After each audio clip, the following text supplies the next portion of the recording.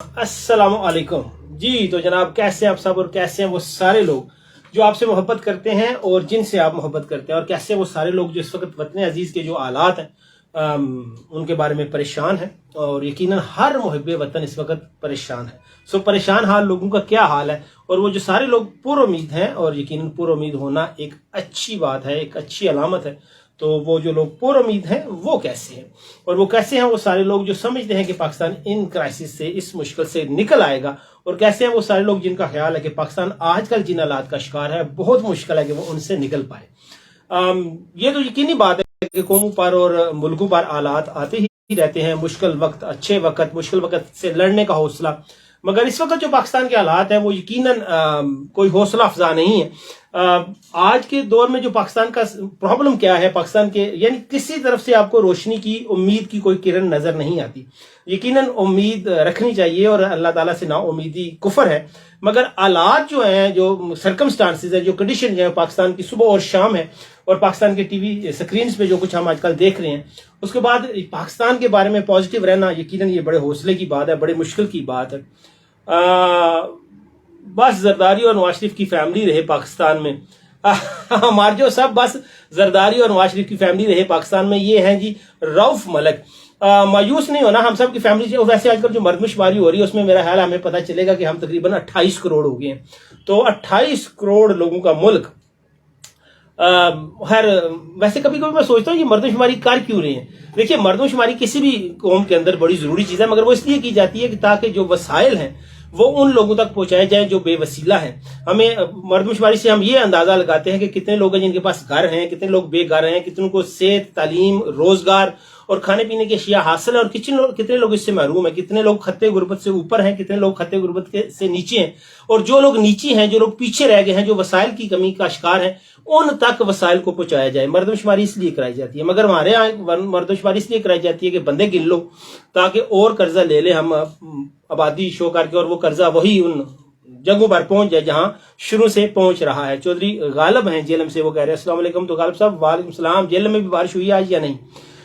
इसके अलावा पाकिस्तान के मसाइल का हल क्या है? आप यकीन कीजिए कि कभी कभी तो खौफ आता है अब जो कुछ हो रहा है, और जिस तरह से चीजें सामने आ रही हैं, और जिस तरह की लाकानूनियत है। मेरा ख्याल है कि इस तरह इस वक्त शायद अफ्रीका के किसी दूर दराज के मुल्क में भी कानून और आइन का इस तरह मजाक नहीं बन रहा जिस वक्त इस वक्त पाकिस्तान का बन रहा है। कोई एक सिंगल इंस्टीट्यूशन ऐसा नहीं रह गया जिसपे आप या एक आम आवाम ट्रस्ट करे।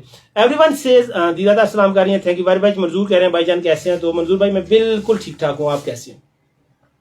और दीदा thank you very much, I am fine, hope you and your family also. जी, तो बात हो रही थी कि पाकिस्तान के मसाइल का हल क्या है, या पाकिस्तान को और पाकिस्तानी अवाम को इस वक्त किस चीज की जरूरत है। तो मेरा ख्याल है कि पाकिस्तान और पाकिस्तानी अवाम को इस वक्त सबसे ज्यादा जरूरत ठहराव की है। हालात के अंदर ठहराव आए, पाकिस्तानी कौम के मिजाज के अंदर ठहराव है। अब ये ठहराव कैसे आएगा? जब वसाइल की आप ठीक तकसीम करेंगे, या कम अज कम मसाइल की सही तरह से निशानदेही करेंगे, आपकी इन्वेस्टिगेशन ठीक होगी, आप मसाइल और अवाम की नब्ज पर बिल्कुल ठीक हाथ रखेंगे। आगे कौन है जी? काशी गुजर कह रहे हैं जी, सलाम भाई, अल्लाह आपको हमेशा खुश सलामत रखे, आमीन, थैंक यू वेरी मच। दीदादार कह रहे हैं अल्लाह खैर, बिल्कुल जी, अल्लाह बिल्कुल खैर करे। तो मैं ये कह रहा था कि हाँ, कहीं दीदा आपको ये तो नहीं है कि ये इतनी सीधी और सियानी बातें कहाँ से कर रहा है? तो ऐसी बात नहीं, मैं बंदा सियाना भी हूँ, बात दफा जरूरी नहीं बना हर वक्त फन ही करता रहे।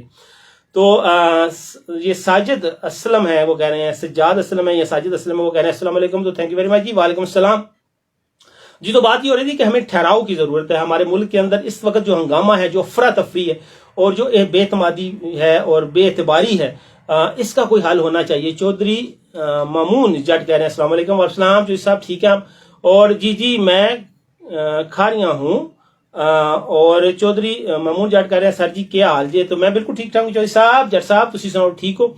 अच्छा, ये चौधरी मोहसिन जट, ये दो दफा क्या लिखने की जरूरत थी? जब आपने चौधरी लिख लिया तो हमें समझ आ गई ना कि आप जट हैं, मगर आपने शायद ये क्लियर किया कि हम आपको गुज्जर ना समझ लें, हम आपको वड़ाइच ना समझ लें। ठीक है सर, हमने समझ लिया है कि आप जट हैं। ये भी एक मसला है इस वक्त पाकिस्तान का। अस्सलाम वालेकुम मोहतरम, क्या हाल है? ये लिखा है जी कि हाफिज अली हसन कादरी जांडला से बात कर रहा हूँ। जी बिल्कुल, इस दफा उन्होंने पूछा कि नात का मुकाबला होगा, तो उम्मीद है जी कि इंशाल्लाह इस दफा भी रमजान में नात का मुकाबला FM 97 जैसे कि हमेशा हर साल होता है, तो इस साल भी होगा। खैर, बात हो रही थी पाकिस्तान के मसाइल की। तो पाकिस्तान में अब अगर हम ये कहना जी कि एजुकेशन से मसाइल हल होंगे, तो यकीन कीजिए इस वक्त यूनिवर्सिटीज में, कॉलेजेस में, स्कूल में बेशुमार दुनिया पढ़ रही है। اور پڑھے لکھوں نہیں، اور جو جن لوگوں کی وجہ سے مسائل ہیں، جو بیوروکریسی میں ہیں، جو پولیس میں ہیں، جو فوج میں ہیں، اور جو مسائل کا صحیح ادراک نہیں کر رہے، یہ سارے پڑھے لکھے لوگ ہیں۔ اچھا سوری، میں نے کھاریاں نہیں لکھا، میں حیران ہوں۔ اچھا خیر، تو یہ جو لوگ مسائل کا ادراک نہیں کر پا رہے، یہ وہ سارے لوگ ہیں جو پڑھے لکھے ہیں۔ سو مجھے نہیں لگتا کہ ایجوکیشن پاکستان کا پرابلم ہے۔ ہاں، یوٹیلائزیشن آف ایجوکیشن یا ایم آف ایجوکیشن کیا ہے اس کو سمجھنے کی ضرورت ہے۔ پرپز لیس ایجوکیشن ہمارے پاس اس وقت میں کہتا ہوں ٹوکرے ہیں، منا ہیں اور ٹن ہیں اور پتہ نہیں کتنی ہیں، لیکن اس ایجوکیشن کا کیا فائدہ جب آپ رائٹس اور ڈیوٹیز میں کو احسن طریقے سے سمجھ نہیں پاتے اور اس کو احسن طریقے سے ادا نہیں کر پاتے۔ اور اس کے بعد ہمیں ضرورت ہے اپنی ذات سے اوپر اٹھ کے دیکھنے کی اور صرف پاکستان کے بارے میں سوچنے کی۔ اور میرا خیال ہے کہ اس وقت شاید ہی کوئی پاکستان میں ایسا بندہ ہے جو سکرین پر ہو اور صرف پاکستان کا سوچے۔ اس وقت ہر کوئی ایسا ہے جس کے لیے پاکستان پرائرٹی نمبر 2، 3، 4، 5 ہو سکتی ہے، پرائرٹی نمبر 1 نہیں ہے۔ ایوری ون، اس کا اپنا مفاد، اس کی اپنی سیاست، اس کا اپنا عہدہ، اس کی اپنی بیوروکریسی، اس کی اپنی شان، اپنے ٹھاٹھ، اپنی دولت، اپنا کاروبار، وہ پاکستان سے زیادہ افضل ہے۔ اور نہ یہ صرف میں اوپر جو ایلیٹ کلاس ہے، جو اشرافیہ ہے، اس کی بات نہیں کر رہا، even at the lowest level کسی کو بھی یہ ضرورت نہیں ہے یہ سوچنے کی کہ پاکستان کے ساتھ کیا ہو رہا ہے۔ اور اس کی ایک مثال فیس بک پہ ہم دیکھتے ہیں کہ یعنی ہم سب جانتے ہیں کہ جو ہمارے سیاسی لیڈرز ہیں، توشہ خانہ کو ہی دیکھ لیجیے کہ ہم سب جانتے ہیں کہ ان سب نے بے ایمانی کی، ان سب نے ڈاکہ ڈالا، ان سب نے ہمارے حق میں، یعنی یاد رکھیے کہ جب آپ گفٹ لیتے ہیں دوسرے ملک سے تو ڈیفینیٹلی آپ نے گفٹ دیا بھی ہوگا، تو جو آپ نے گفٹ دیا ہے وہ تو آپ نے قومی خزانے سے دیا اور پوری قیمت قومی خزانے سے ظاہر خرچ ہوئی ہوگی۔ یعنی اگر آپ کو مرسڈیز ملی ہے تو آپ نے کم و بیش اتنی ہی قیمت کا ایک گفٹ دوسرے سربراہ حکومت یا سربراہ مملکت کو دیا ہوگا، لیکن وہ تو خزانے سے پوری، یعنی وہ اگر 10 کروڑ کی تھی فرض کیجئے پاکستانی روپیز میں، تو وہ آپ نے 10 کروڑ وہاں دیا، انہوں نے آپ کو، چلو بدلے میں وہ امیر ملک ہوں گے، انہوں نے 15 کروڑ والی دے دی، وہ 15 کروڑ والی آپ 2-3 لاکھ میں لے رہے ہیں، تو وہ جو قومی خزانے سے گیا تھا وہ کدھر گیا؟ ٹھیک ہے۔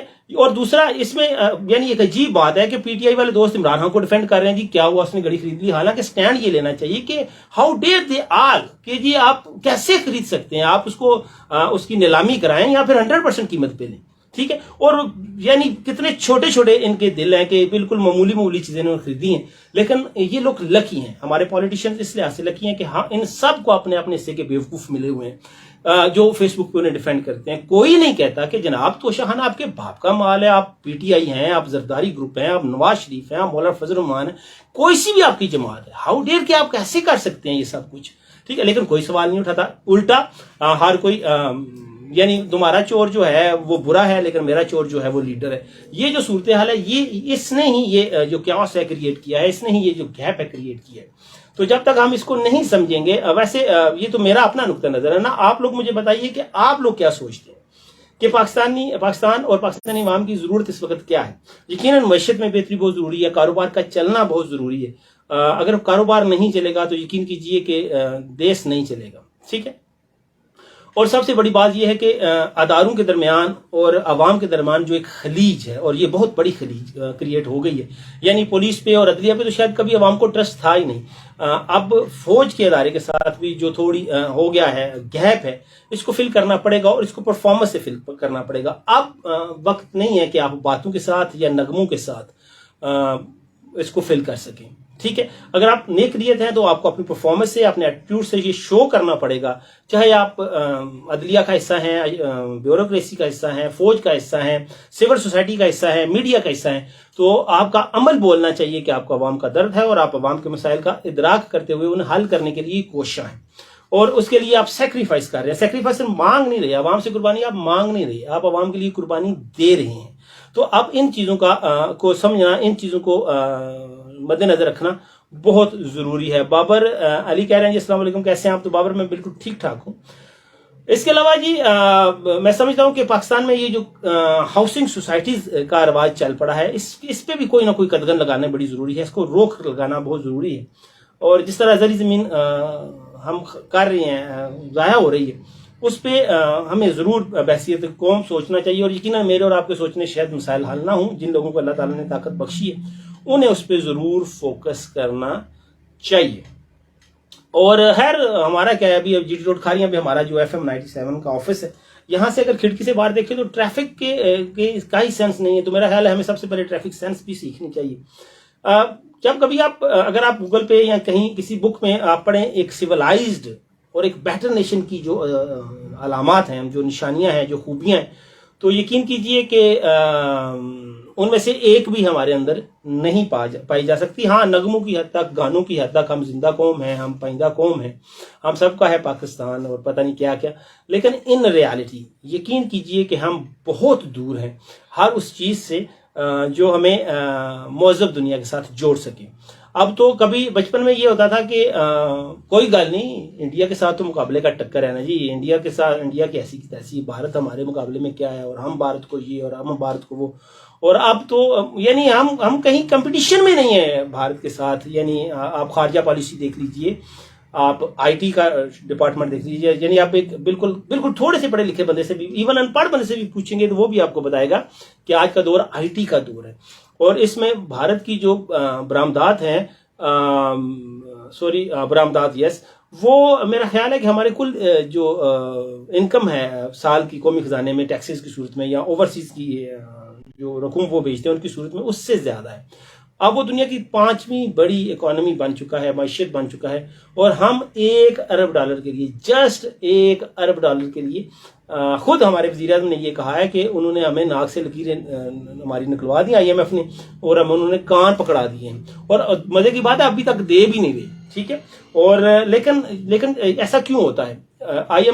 IMF वहां शराइत कड़ी आयद करता है जहां उसे पता हो कि अवाम और हुक्मरानों के दरमियान बहुत फासला है, और ऐसे हुक्मरान मुसल्लत हैं जिन्हें अवाम के दर्द का एहसास नहीं है।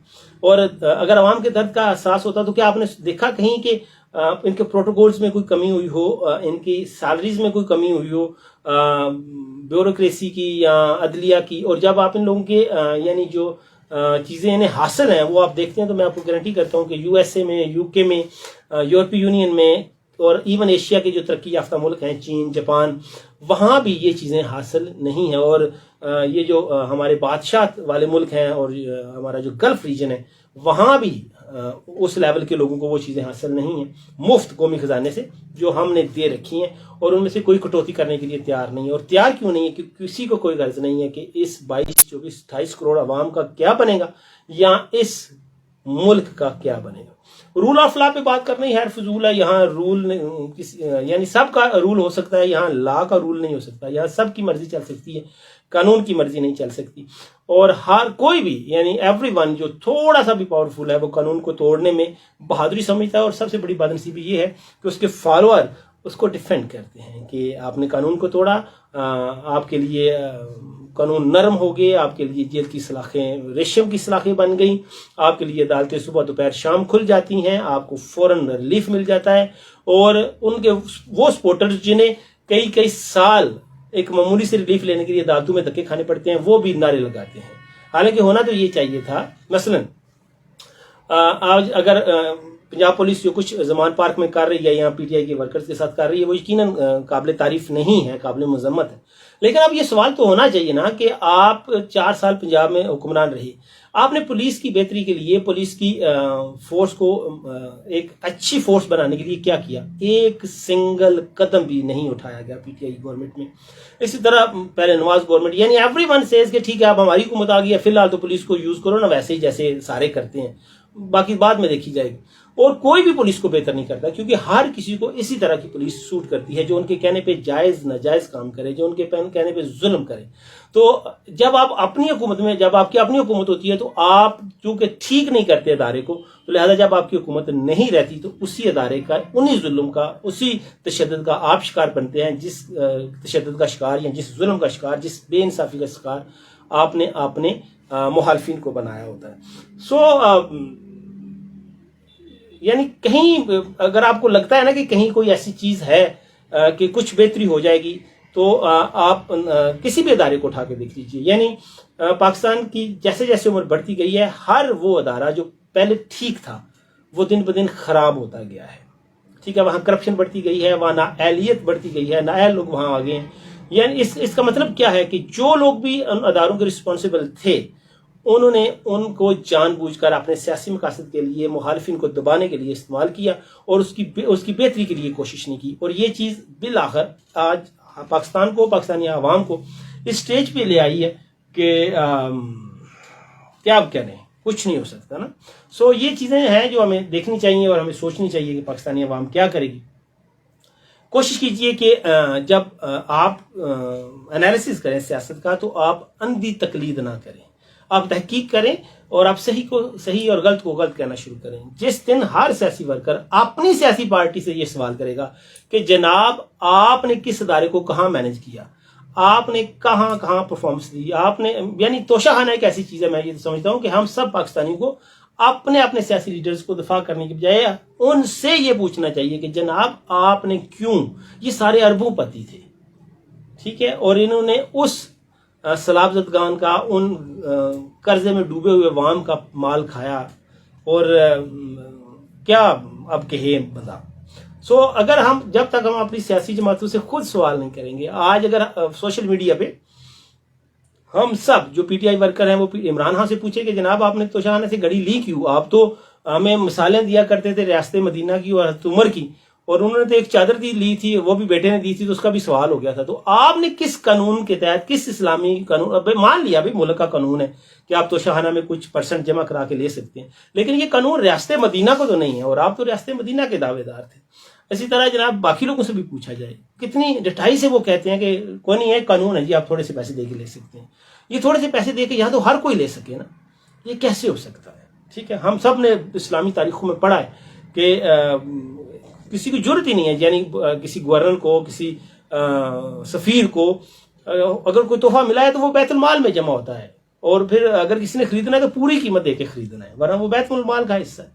ٹھیک ہے، اور کسی کی جرت نہیں ہے کہ یہ کہے کہ یہ چونکہ مجھے ملا ہے. ٹھیک ہے، ہم نے وہ واقعہ سنا ہوا ہے حضرت عمر فاروق کا کہ کسی گورنر نے وہ تحفے پاس رکھے تو آپ نے اسے دوبارہ اونٹ چرانے پہ لگا دیا، اور بعد میں پوچھا اچھا اب تجھے گفٹ ملتے ہیں یا کوئی نہیں. یہ سارے لوگ، ان سارے لوگوں کی حیثیت کیا ہے اگر پاکستان کے وزیر اعظم، پاکستان کے وزیر، پاکستان کے سفیر، پاکستان کے کمشنر، پاکستان کے عہدیدار نہ ہوں تو.